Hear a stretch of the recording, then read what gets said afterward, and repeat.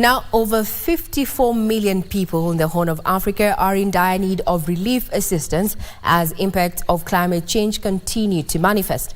An IGAD Member State meeting on agriculture ministers now wants a coordinated approach by member states to create resilience among communities to cushion them against the adverse effects of climate change.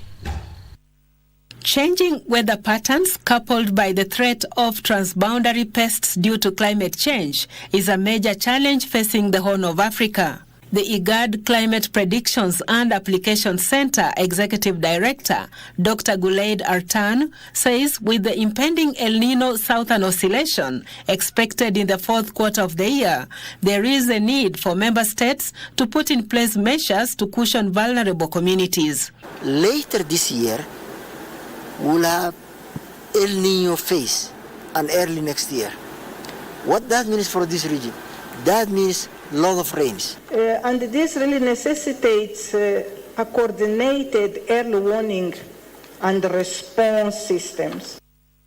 He says that pockets of desert locusts have been detected in parts of Sudan and southern Ethiopia, which could migrate based on the wind direction. Hence the need for a regional approach in dealing with the menace.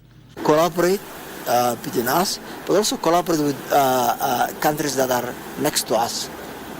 And if we don't do, we will not be able to tackle, because these pests don't know boundaries.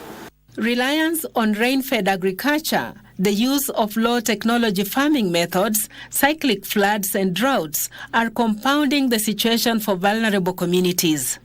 When pastures fail, or when we have an attack by the locusts and they clear the vegetation, then the number of animals that die are very, very high. He further notes that already the government has put in place measures to cushion pastoralist communities from the harsh weather patterns.